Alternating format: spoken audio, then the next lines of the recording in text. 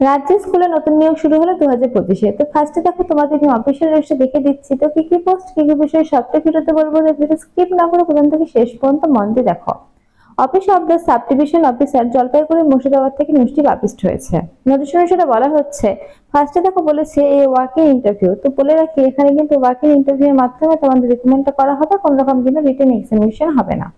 আচ্ছা, যে স্কুলের জন্য তোমরা আবেদন করবে সেই স্কুলটা দেখো বলেছে English for government model school. Government model স্কুলগুলো যেগুলো হয়ে থাকে ইংলিশের, সেই স্কুলে কিন্তু তোমাদের এই নিয়োগটা হবে।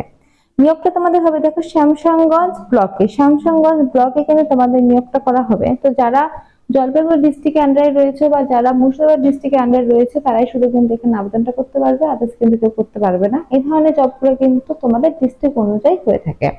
আর নোটিশটা পাবলিশ করেছে কিন্তু এসটি অফিসের তরফ থেকে। আচ্ছা, নিচে থেকে দেখো বলেছে name of the model school, দেখো স্যামসাং ব্লক গভর্নমেন্ট মডেল স্কুলে কিন্তু এই নোটিশটি পাবলিশ হয়েছে তরফ থেকে। আচ্ছা, ব্লক রয়েছে শ্যামসংগঞ্জ, সাবজেক্ট রয়েছে ইংলিশে তোমাদের না হবে একটি শূন্য পদে। আচ্ছা, নিচে থেকে দেখো বলা রয়েছে এলিজিবিলিটি ক্রাইটেরিয়া। তো এখানে বলেছে দেখো তোমাদের retired honours graduate post graduate এই সমস্ত যদি তোমাদের ডিগ্রি কোর্স করা থাকে তাহলে কিন্তু এখানে তোমরা আবেদন করতে পারবে। আরো কিন্তু বিভিন্ন ধরনের তোমাদের এখানে কোয়ালিফিকেশনের কথা বলা রয়েছে, এগুলোর মধ্যে যে কোনো একটা থাকলে কিন্তু আবেদনটা করতে পারবে।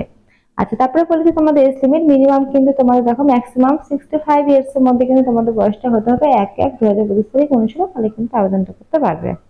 আচ্ছা, অ্যাপ্লিক্যান্টকে কিন্তু মাস্ট বি এখানে মুর্শিদাবাদ ডিস্ট্রিক্টের স্থায়ী বাসিন্দা হতে বলেছে। যদি মুর্শিদাবাদ ডিস্ট্রিক্টের স্থায়ী বাসিন্দা হয়ে থাকো তাহলে কিন্তু আবেদনটা করতে পারবে। আচ্ছা, তোমাদের ইন্টারভিউটা কিন্তু হবে 26/5/2025 তারিখে, সেটা হবে সকাল 11টায়। এবং তোমাদের দেখো পেনোটা লেখা রয়েছে সাব ডিভিশন অফিসার জলপাইগুড়ি মুর্শিদাবাদে কিন্তু তোমাদের এই ইন্টারভিউটা হবে।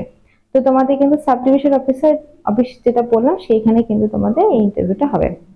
আচ্ছা, নিচের দিকে দেখো যে সমস্ত ডকুমেন্টস নিয়ে যাবে সেটা কিন্তু আরো একবার এখানে মেনশন করা রয়েছে। দেখো যেগুলো তোমাদের ডকুমেন্টস পিপিও অর্থাৎ পেনশন অর্ডার, তোমাদের কোয়ালিফিকেশন থেকে শুরু করে কাস্ট কার্ড থেকে শুরু করে আধার কার্ড ভোটার কার্ড যা যা হয় সবটাই কিন্তু তোমরা নিয়ে যাবে, এখানে বলা রয়েছে।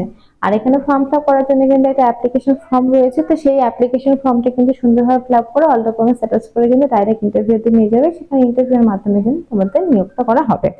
তো চলো তোমাদের এক নজরে আমি অ্যাপ্লিকেশন ফর্মটা দেখিয়ে দিই অ্যাপ্লিকেশন ফর্মটা কি রয়েছে।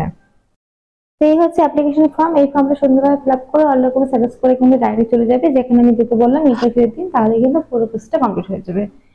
তো এই ধরনের রিক্রুটমেন্ট গুলো কিন্তু ডিস্ট্রিক্ট ওয়াইজ হয়ে থাকে। তো যাদের ডিস্ট্রিক্টে এখনো পর্যন্ত ছাড়েনি তো তারা অবশ্যই কিন্তু আমার কমেন্ট বক্সে কমেন্ট করতে পারো, যাতে তোমাদের ডিস্ট্রিক্টে যখন নেক্সট টাইম ছাড়বে এই ধরনের স্কুলে তখন কিন্তু ভিডিওর মাধ্যমে তোমাদের সাথে সেটা শেয়ার করতে পারবো। আজকে আমাদের এইটুকুই, ধন্যবাদ আমার ভিডিও দেখার জন্য।